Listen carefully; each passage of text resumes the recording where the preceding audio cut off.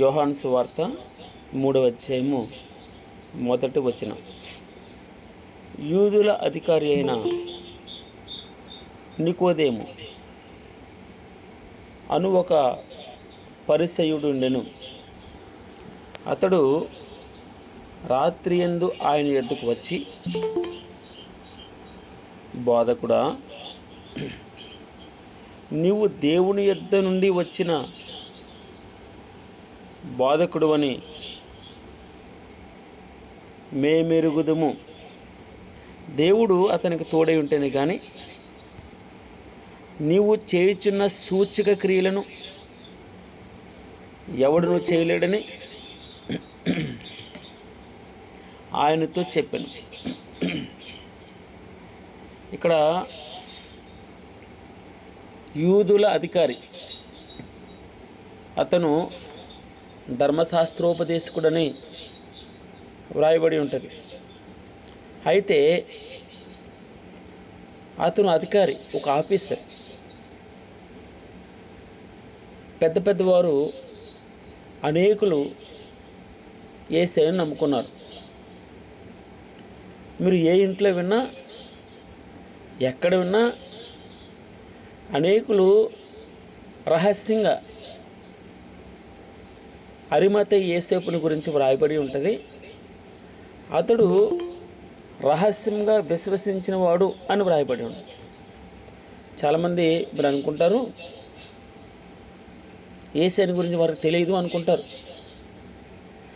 అనేకులండి, కోట్లలో, ఒక్కరు కాదు, కోట్లలో యేసుని విశ్వసించిన వారు ఉన్నారు. కొంతమంది బయటపడరు. కొంతమంది సమాజానికి భయపడి, కుటుంబానికి భయపడి, స్నేహితులకు భయపడి, అధికారులకు భయపడి వారు డైరెక్ట్గా ఒప్పుకోలేరు. ఈ యూదుల అధికారి నికోదేము రాత్రి వచ్చాడట భగవంతుని దగ్గరికి. పగలెందుకు రాలేదు? రాత్రి యందు అన్నాడు. అంటే స్పెసిఫిక్గా. చాలా మటుకి నేను ఒక ఆయన చూసామని ప్రభువుని చాలా విశ్వసించాడు.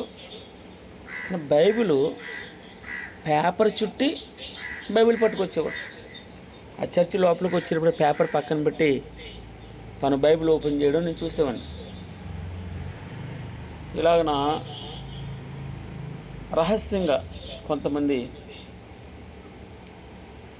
మనం భగవంతుని యొక్క శక్తిని ఎరగనప్పుడు,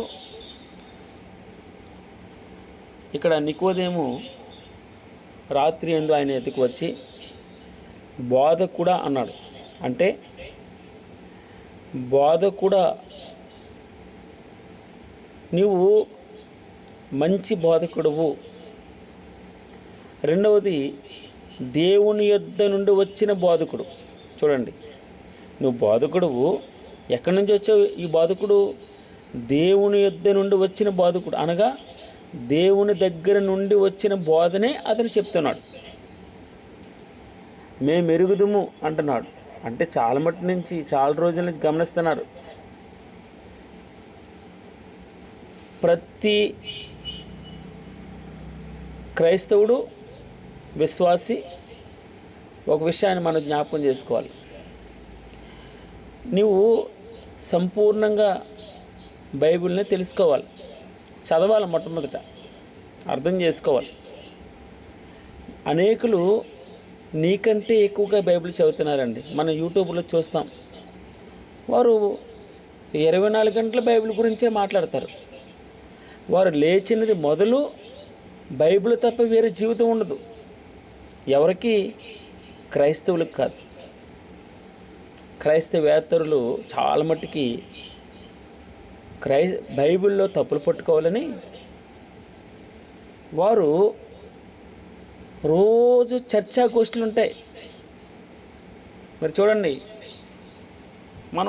నేను అనుకుంటాను, క్రైస్తవుల కంటే వారి ద్వారానే ఎక్కువ ఈ బైబిల్ గురించి బోధ విమర్శిస్తున్నారు. కానీ ఈ విమర్శ ఏంటో అని ఇతరులు బైబిల్ తెరుస్తారండి. అది గొప్పతనం. వారు ఇండైరెక్ట్గా అనేకుల్ని బైబిల్ చదివిస్తున్నారు, అనేకుల్ని క్రీస్తు యొద్దకు నడిపిస్తున్నారు. వారు విమర్శ చేసేది యేసు నుంచి దూరం చేయాలని అనుకుంటున్నారు. కానీ ఇండైరెక్ట్గా వారు భగవంతుని దగ్గరికి అనేకులు నడిపిస్తున్నారు. నీవు దేవుని యొద్ద నుండి వచ్చిన బోధకుడు అని మాకు తెలుసు. దేవుడు అతనికి తోడై ఉంటేనే కానీ నీవు చేయుచున్న సూచక క్రియలను ఎవడును చేయలేడని ఆయనతో చెప్పాను. దేవుని యొద్ద నుండి వచ్చావు, నువ్వు బోధకుడు, నువ్వు అనేకమైన సూచక క్రియలు. 2వ అధ్యాయంలో మొట్టమొదటి సూచక క్రియ జరిగింది. సూచక అంటే ఇండికేషన్. సూచక క్రియ అంటే ఏంటి?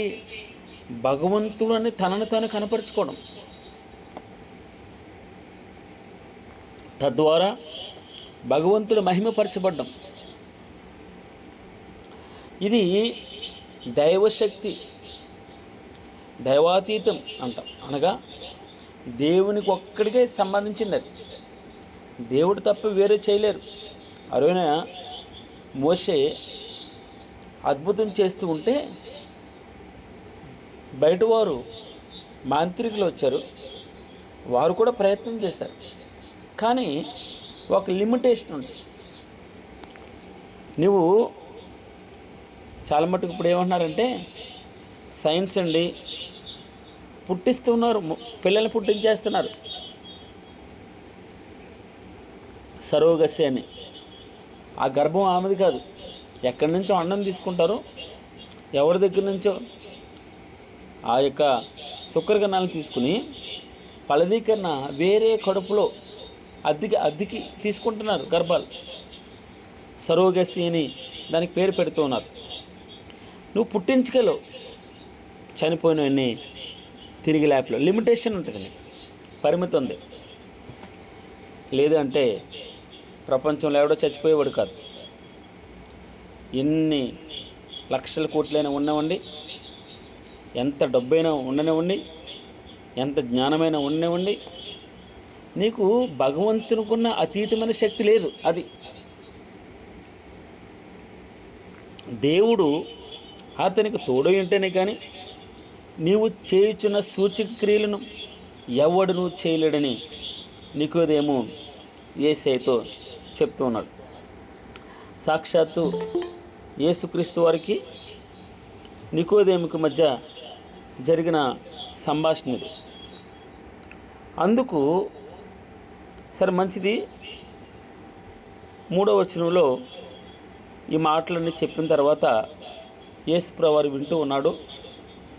అంటే నికోదేము పొగుడుతూ ఉన్నాడు, నువ్వు మంచి బోధకుడు, దేవుని యొద్ద నుండి వచ్చిన బోధకుడు, నువ్వు అనేకమైన సూచక్రియలు చేస్తున్నావు, అద్భుతాలు చేస్తున్నావు, దేవుడు అతనికి తోడే ఉంటేనే కానీ ఇలాంటి అద్భుతాలు సూచక్రియలు ఎవరో చేయలేరు అని చెబుతూ పొగుడుతూ ఉన్నాడు.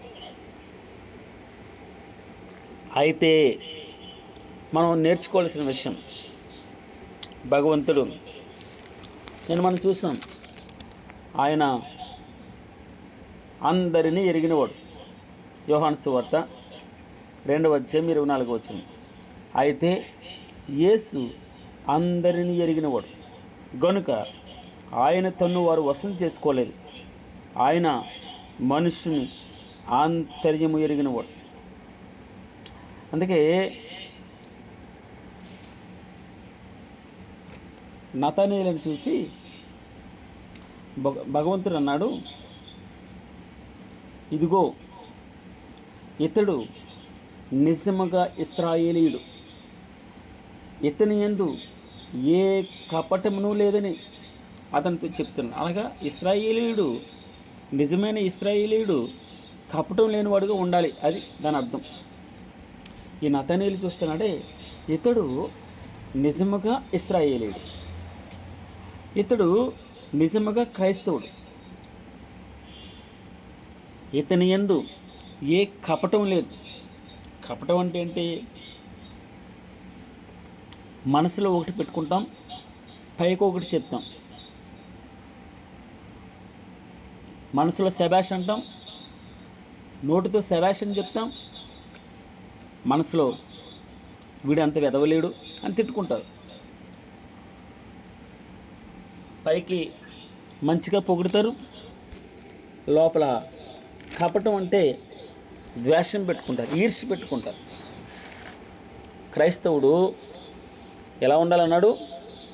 కపటం లేనివాడుగా ఉండాలి, స్వచ్ఛంగా ఉండాలి.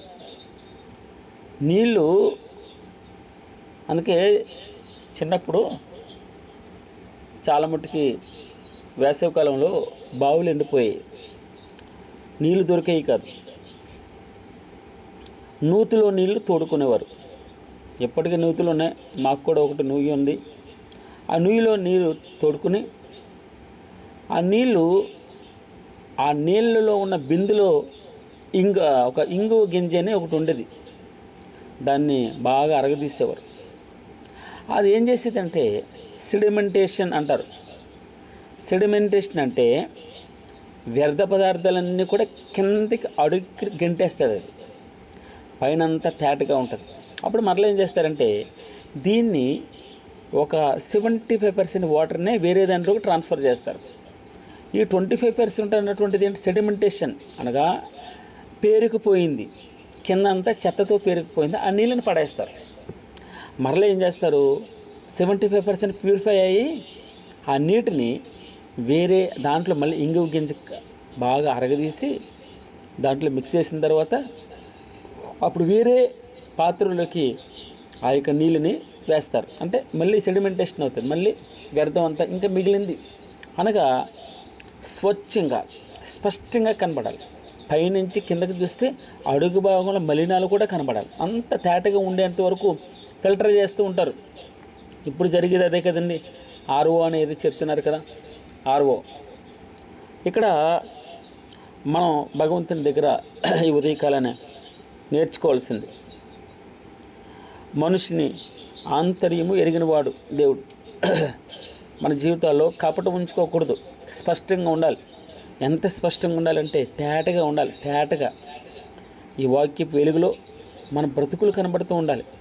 కనబడుతూ ఉండి ఫిల్టర్ చేసుకోవాలి, రోజు తగ్గించుకోవాలి, చెత్తని తీసేసుకోవాలి. మనం తేటగా స్పష్టంగా కనబడే నీళ్ళ వలె ఉండాలి. అది దేవుని యొక్క కోరిక.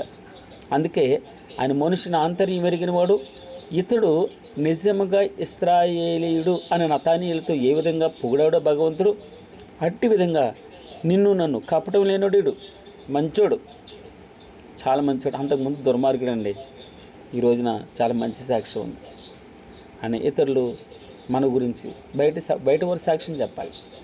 ఏ నోరు ఏదో తిట్టిందో అదే నోరు నేను పొగడాలి. ఇది దేవుని దగ్గర మనం నేర్చుకోవాల్సింది. మంచిది. నీకోదేమో పొగుడుతూ ఉంటే భగవంతుడు ఆన్సరిస్తున్నాడు. అంటే నీకోదేమో అవును మంచోన్నే, నేను మంచి బోధకుడిని, నేను చాలా సూచక్రియలు చేశాను, అద్భుతాలు చేశాను. అయితే ఏది ఇంపార్టెంట్ నీకు చెప్తాను విను. దేని మీద నువ్వు ఆశ పెట్టుకోవాలి, దేని గురించి ప్రాకులాడాలో చెప్తాను విను అంటూ ఆనాడు మొదట నా రాజ్యమును నా నీతిని వెతకండి, అప్పుడు మిగిలిన ఆటోమేటిక్గా వస్తాయండి. నువ్వు సూచక్రియలు, అద్భుతాలు, రోగాలు బాగుపడడం, ఆస్తులు రావడం, అంతస్తులు రావడం, ఇల్లు కట్టుకోవడం, అభివృద్ధి అవ్వడం, మిగిలినన్నీ ఆటోమేటిక్గా జరిగితే నువ్వు చేయవలసిన పని ఏం చేయాలి? నువ్వు అసలు సూత్రాన్ని పట్టుకోవాలి. ఆ సూత్రం ఏంటంటే ఆయన చెప్తున్నాడు వినండి. అందుకు యేసు ప్రభువారు నోటి నుండి వచ్చిన మాట. అందుకు యేసు అతనితో ఒకడు క్రొత్తగా లేక పైనుండి అని వ్రాయబడి ఉంటుంది. ఒకడు క్రొత్తగా జన్మించితేనే కానీ అతడు దేవుని రాజ్యమును చూడలేడని నీతో నిశ్చయముగా చెప్పుచున్నాను. నేను మాట మరలా వినండి. అందుకు యేసు అతనితో ఒకడు క్రొత్తగా జన్మించితేనే గాని అతడు దేవుని రాజ్యమును చూడలేడని నీతో నిశ్చయముగా చెప్పుచున్నాను అన్నాడు. అతడు దేవుని రాజ్యం చూడాలి.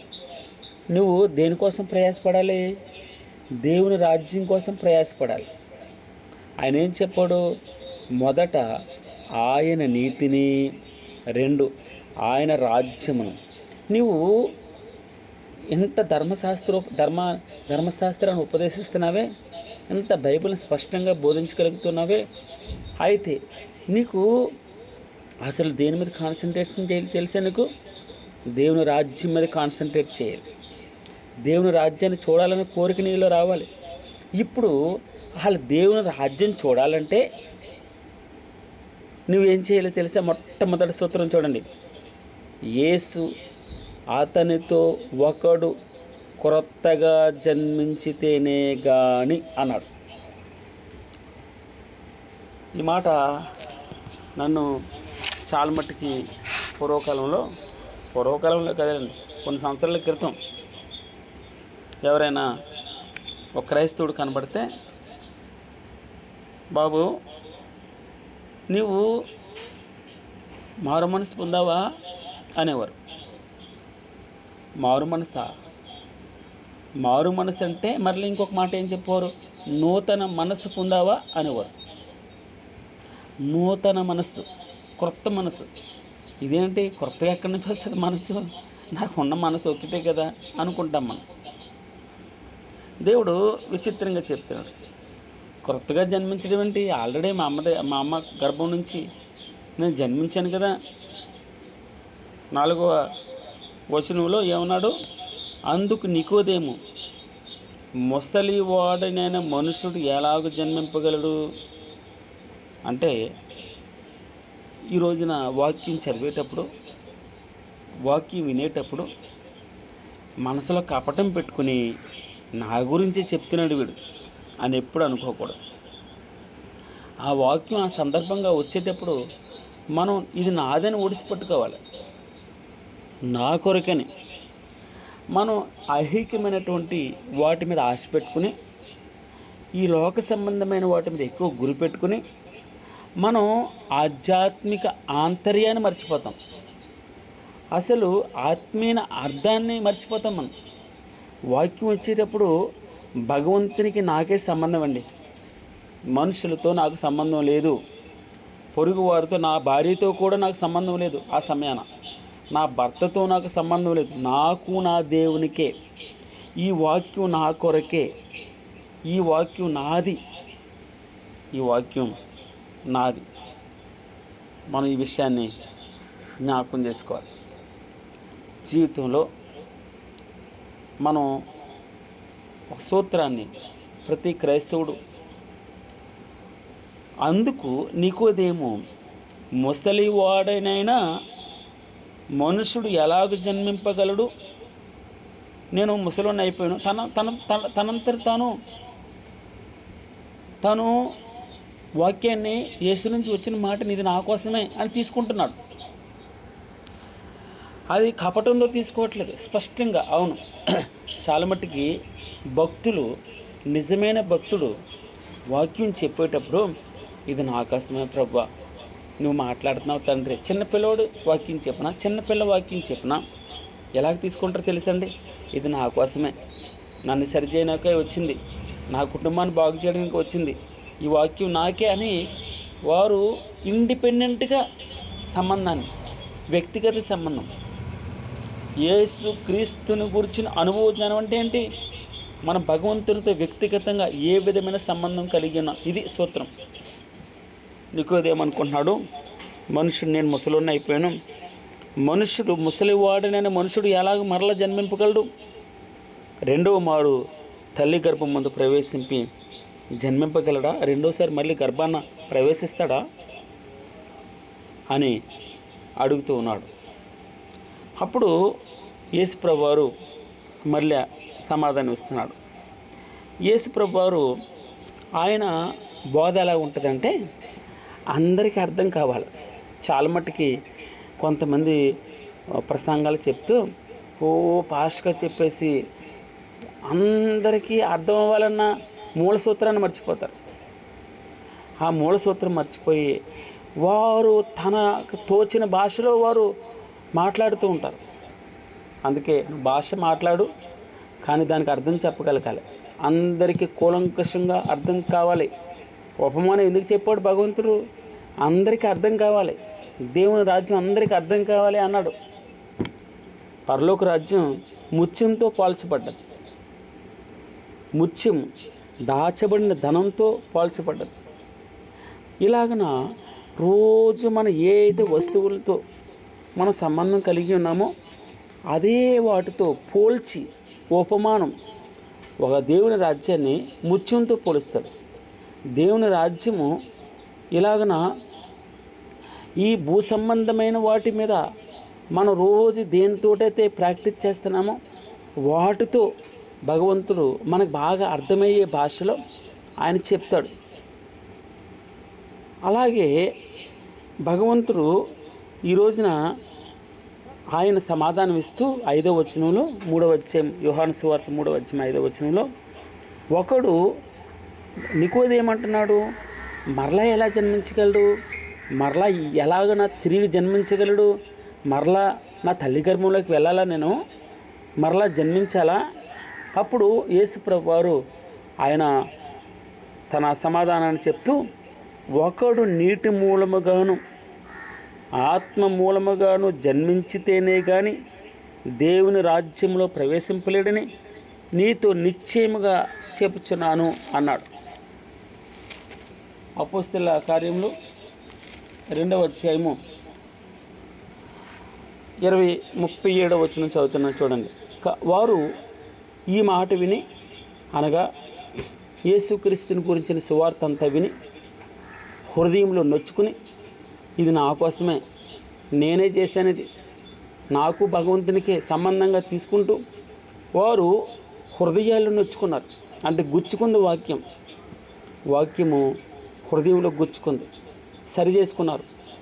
అప్పుడు సహోదరులారా, మేమేమి చేతుమని పేతురును కడమ అపోస్తులను అడుగగా, పేతురు మీరు మారు మనసు పొంది, అనగా ఇక్కడేమన్నాడు యేసుప్రభు వారు, మీరు నూతన మనసు పొందాలి. ఏమన్నాడండి? మీరు తిరిగి జన్మించాలి, ఒకడు కొత్తగా జన్మించాలి, ఒకడు నీటి మూలముగాను ఆత్మ మూలముగాను జన్మించాలి. ఒకవేళ నీటి మూలంగా జన్మించకపోతే, ఆత్మ మూలంగా జన్మించకపోతే దేవుని రాజ్యంలో ప్రవేశింపలేడు. కాగా వారు అడుగుతున్నారు, పేతురు మీరు మారు మనసు పొందాలి, ఒకటేం చేయాలి? మారు మనసు పొందాలి, అనగా క్రొత్తగా జన్మించాలి. మారు మనస్సు అనగా నూతన మనస్సు, క్రొత్త మనస్సు, క్రొత్తది. ఇదిగో పాతవి గతించిపోయినాయి, ఇవి ఇక మీదట కొత్తగా మారిపోతున్నాయన్ని, కొత్తగా ఉంటున్నాయి. ఇంతకుముందు నీ మీద ఎవడన్నా చిన్ని చాడి చెప్తే కోపం వచ్చేసేది, నీకు మాటికి కోపం వచ్చేది. ప్రతిదానికి ఏం మాట్లాడాలో, ఎలాగ వారితో సంభాషణ చేయాలో అర్థం కాని స్థితి. ఈ రోజున మృదువుగా చచ్చిపోయాడు వాడు. ఒకానొక సమయంలో కఠినుడిగా ఉన్నాడు. సౌలుగా ఉన్నప్పుడు కఠినుడు, మనుషులు చంపడానికి వెనుక తీయనివాడు, ఆనందించేవాడు, కత్తి దూసేవాడు, కోపంతో రగిలిపోయేవాడు, బలమైన వాడు, తన బలాన్నంతా చంపడానికే. అయితే ఇప్పుడు సచ్చిన కుక్క, ఇంకో విధంగా ఏంటంటే సచ్చిన శవం. ఇది సిగ్గు లేదు, శరం లేదు, అవును, పౌరుషం లేదు, నీకు సీమునెత్తరు లేదు, ఏం చేస్తున్నావు? ఎవరేమైనా ప్రభువుని తలంచుకుంటూ ఉన్నాడు, ప్రభువులో మారిపోతూ ఉన్నాడు. తండ్రి వీరేమి చేయించున్నారో వీరెరుగురు కనుక వీరిని క్షమించు. తండ్రి వీరేమి చేయించున్నారో వీరెరుగురు కనుక. వారి మాటలు విని కోపంతో మండిపడి అతన్ని చూచి పండ్లు కొరుకుతూ ఉన్నారు. అయితే అతడు పరిశుద్ధాత్మతో నిండుకుని వాడే ఆకాశం వైపు తేరిచూచి దేవుని మహిమను, యేసు దేవుని కుడిపార్శ్వమందు నిలిచి ఉన్నట్టు చూచి, ఆకాశము తెరవబడుటయు మనుష్య కుమారుడు దేవుని కుడిపార్శ్వమందు నిలిచినట్టు చూచుచున్నానని చెప్తూ ఉన్నాడు. అప్పుడు వారు పెద్ద కేకలు వేసి చెవులు మూసుకుని ఏకంగా అతని మీద పడి పట్టణపు వెలుపలికి అతన్ని వెళ్ళగొట్టి రాళ్ళు రువి చంపిరి. సాక్షులు సౌలు అను ఒక యవని పాదముల యొద్ద తమ వస్త్రములు పెట్టిరి. ప్రభువును గూర్చి మొరపెట్టుచు, యేసు ప్రభువా, వారు రాళ్లతో కొడుతూ ఉన్నారు, హింసిస్తూ ఉన్నారు, గుద్దుతూ ఉన్నారు. వారు ఇంకా తాను చనిపోవడానికి సిద్ధంగా ఉన్నాడు. నా ఆత్మను చేర్చుకోమని మొరపెట్టుచు, యేసు ప్రభువా, నా ఆత్మను చేర్చుకోమని స్తెఫను పలుకుచుండగా వారు అతనిని రాళ్లతో కొట్టిరి. అతను మోకాళ్ళుని, ప్రభువా, వారి మీద ఈ పాపము మోపకమని గొప్ప శబ్దముతో పలికెను. ఈ మాట పలికి నిద్రించెను. ఎంత ఓపిక కావాలి! రాళ్ళతో కొడుతున్నారు. ప్రభువా, వీరిని చంపేయని ప్రార్థన చేయాలి. ప్రభువా, నన్ను హింసిస్తున్నారు, ప్రభువా, నన్ను బాధపడుతున్నారు అని స్తెఫను ప్రార్థన చేయాలి.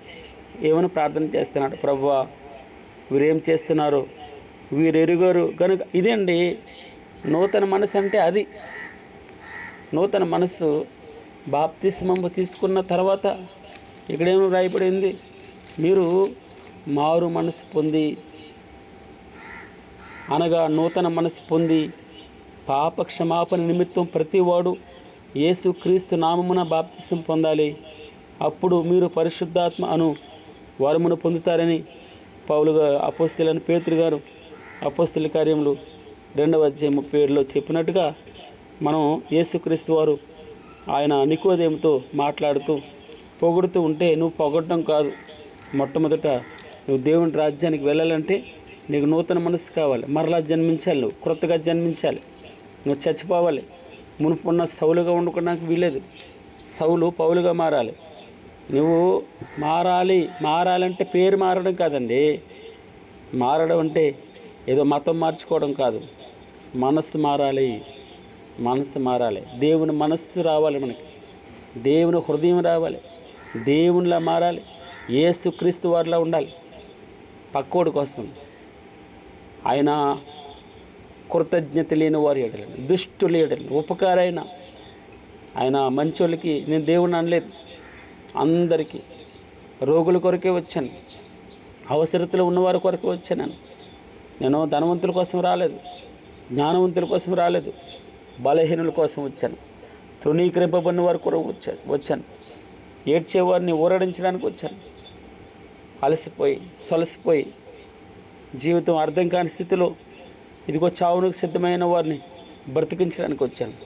భరోసా ఇచ్చే దేవుణ్ణి భరోసా ఇస్తాను.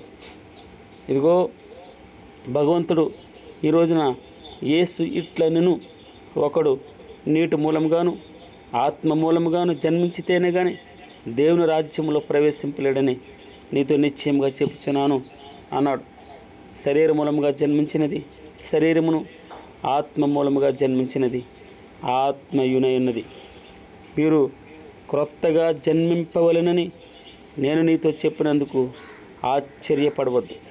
గాలి తనకిష్టమైన చోటును విసురును, దాని శబ్దము విందువే కానీ అది ఎక్కడి నుండి వచ్చును ఎక్కడి నుండి పోవునో నీకు తెలియదు. ఆత్మ మూలముగా జన్మించిన వాడును అలాగే ఉన్నాడు అనెను.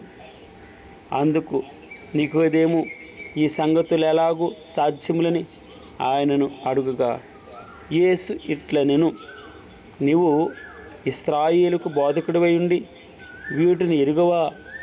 మేము ఎరిగిన సంగతే చెప్పుచున్నాం, చూచిన దానికే సాక్ష్యం ఇచ్చుచున్నాం. మా సాక్ష్యం మీరు అంగీకరింపరని నీతో నిశ్చయంగా చెప్పుచున్నాను. భూ సంబంధమైన సంగతులు నేను నీతో చెబితే మీరు నమ్ముకున్నప్పుడు పరలోక సంబంధమైనవి మీతో చెప్పిన యెడల ఎలాగూ నమ్ముదురు.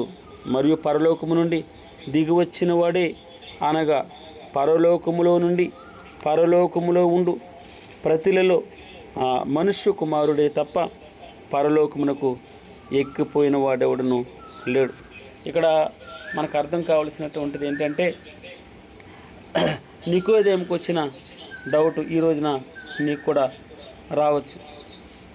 కొత్తగా జన్మించడం ఏంటి, తిరిగి జన్మించడం ఏంటి, నూతన మనసు ఏంటి? అపోస్తల కార్యంలో 2వ అధ్యాయంలో 37వ వచనంలో కూలంకషంగా చెప్తారు. గలతీయులకు రాసిన పత్రికలో మీరు బాప్తిస్మము అనగా ఆయనతో పాటు పాతి పెట్టబడ్డం. ఇది బాప్తిస్మముని కంటే ముందు ఒక క్రియ మన జీవితాల్లో జరగాలి. అది నూతన జన్మ అనే ఒక క్రియ. నూతన జన్మం అంటే వారు మనసులో నొచ్చుకున్నారు. పాపము అంటే అర్థమైంది వాళ్ళకి. పాపమును గురించిన పశ్చాత్తాపం వచ్చింది. పశ్చాత్తాపంతో పాటు కన్నీరు వచ్చింది. వారు మెత్తన చేయబడ్డారు. ఇప్పుడు యేసు రక్తంలో శుద్ధి చేయబడుతున్నారు. ప్రభువా నన్ను క్షమించుమని, నా సొంత రక్షకుడిగా నీవు ఉండు ప్రభువా, నాకు నీవు కావలిగా ఉండువు, నేను బలహీనుడును, ఈ లోకాన్ని నేను జయించలేను. గొంగలి పురుగు తాను మట్టిలో ఉంటుంది, మట్టి అంటించుకోదు. పులస అనే ఒక చేప ఉప్పు నీటిలో ఉంటుంది. ఆ చేప ఉప్పుదనాన్ని తీసుకోదు. ఈ లోకము పాపంతో నిండి ఉంది. లోకంలో ప్రభుత్వాలకు తెలుసు ఇది సారా మద్యం అందరికీ హాని చేస్తుంది. Cigarette is smoking injurious to health అని ఉంటుంది. అంటే సిగరెట్ త్రాగుట హానికరం, క్యాన్సర్ వస్తుంది, ప్రాణానికి ప్రమాదం అని బోర్డులు వేస్తారు. కానీ అదే గవర్నమెంట్ వారు ట్యాక్స్ కట్టించుకుంటారు, అది అమ్ముతారు. పాపం అని తెలుసు, దాన్ని తాగితే మరణం వస్తుందని తెలుసు, కానీ అమ్ముతారు వారు. మందు తాగితే కుటుంబాలు నాశనం అయిపోతాయి, విచ్ఛిన్నం అయిపోతాయి. ప్రపంచాన్ని నాశనం చేసేది మద్యపానం అని తెలుసు. అయినా అది లేకపోతే ప్రభుత్వాలు కూలిపోతే డబ్బులు రావు. అంటే పాపం ద్వారా సంపాదించిన డబ్బుతో ప్రభుత్వాలు ఏలుబడి చేస్తున్నాయి. ఇంకా రకరకాలుగా అనేకమైన బిజినెసెస్, పాపంతో కూడుకున్న బిజినెస్. లోకము పాపం అని చెప్పడానికి కొన్ని ఉదాహరణలు చెప్పాను. మీరు కొత్తగా జన్మించాలి, మీరు వాటి నుండి సెపరేట్ అయిపోవాలి, మీరు వేరుగా ఉండాలి. ఒకసారి భగవంతుని సొంత రక్షకుడికి అంగీకరించిన తర్వాత యోహాను సువార్త 8వ అధ్యాయంలో ఒక మాట వ్రాయబడి ఉంటుంది. కాబట్టి సహోదరులారా, 12వ వచనం, శరీరానుసారముగా ప్రవర్తించుటకు మనము శరీరమునకు రుణస్థులము కాము. మీరు శరీరానుసారంగా ప్రవర్తించిన యెడల చావవలసిన వారే ఇందురు కానీ ఆత్మచేత శారీరక క్రియలను చంపిన యెడల జీవించెదరు. దేవుని ఆత్మచేత ఎందరు నడిపించబడుదురో వారందరూ దేవుని కుమారులయ్యుందురు. దేవుని ఆత్మచేత ఎందరు నడిపించబడుదురో వారందరూ దేవుని కుమారులై ఉందురు. స్తోత్రం ప్రభువా. శరీర మూలముగా జన్మించినది శరీరమును, ఆత్మ మూలముగా జన్మించినది ఆత్మయే ఉన్నది. మనకి ఆత్మీయ అర్థాన్ని గ్రహించే శక్తిని ప్రభువా నీ పరిశుద్ధాత్మతో నడిపింపబడాలి, నీ కుమారుడిగా ఉండాలి. ఇక మీదట శరీరమునకు రుణస్థుడును కాదు. మన శరీరాన్ని ఆయనకు అప్పచెప్తాం, ఆయన అధీనంలో ఉంచేస్తాం. మన మీద మన కంట్రోల్ ఉండదు. మనం ఆయన చెప్పు చేతల్లోకి వెళ్ళిపోతాం. మన ఇల్లు ఆయనకి అధికారానికి అప్పచెప్తాం. ఈ ఇంటికి అధికారి యేసు క్రీస్తు అని రాసుకుంటారు అనేకులు పేర్లు. ఈ శరీరానికి నీవే అధికారి ప్రభు, నా ఇష్టం కాదు. ఏదన్నా జబ్బు వస్తే డాక్టర్ చేతుల్లో సరే మన జీవితాన్ని పెట్టేస్తాం. నువ్వు ఎలా చెప్తే అలా వింటానయ్యా. ఏ ట్యాబ్లెట్ ఎప్పుడు వేసుకోవాలట అప్పుడు వేసుకుంటాం, ఏది తినమంటే అది తింటాం. నియమాలు డాక్టర్ చెప్పిన నియమాలనే పాటిస్తాం. ఈరోజున భగవంతుడు మనకు ఒక నియమం పెడుతున్నాడు. ఆ నియమం ఎందరూ పరిశుద్ధాత్మచే నడిపించబడతారో వారందరూ క్రీస్తు కుమారులు అనబడతారు. ఒకడు కొత్తగా జన్మించాలి. యోహాను సువార్త మనం 12వ అధ్యాయం 12వ వచనంలో ఏం చూస్తాం? తన్ను ఎందరు అంగీకరించరో వారికందరికీ అనగా తన నామమునందు విశ్వాసం ఉంచిన వారికి దేవుని పిల్లలు అగుటకు ఆయన అధికారం అనుగ్రహించాడు. మీరు కొత్తగా జన్మించాలి. గాలి తనకిష్టమైన చోటును విసురును, నువ్వు దాని శబ్దం విందువే. కానీ ఇక్కడ ఇంకొక మన సూత్రాన్ని జ్ఞాపకం చేసుకోవాలి.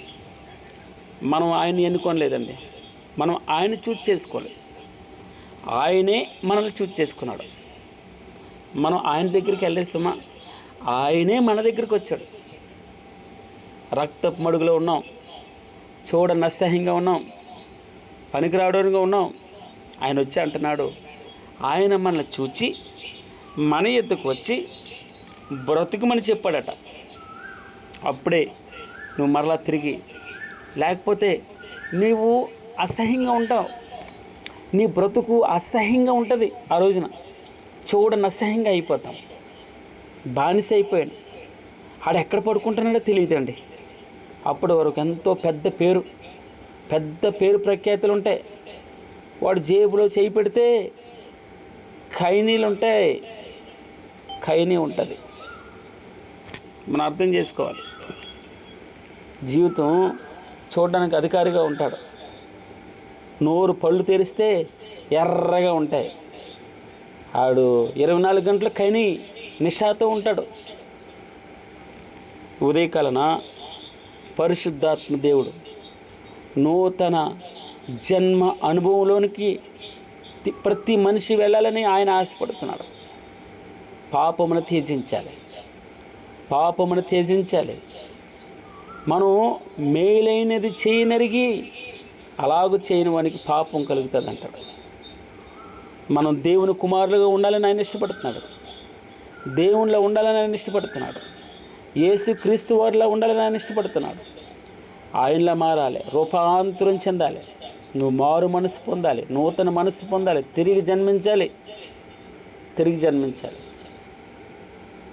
ఒకసారి అదిగే ఆ మాట నేను ఎక్కువ మాట్లాడతాను. కక్కిన కూడివైపు మరలా కుక్క కక్కేసి అదే వాంతి నాకేస్తుంది. తీయగా ఉంటుంది దానికి. పాపం కూడా భగవంతుడు ఖండితంగా చెప్తాడు.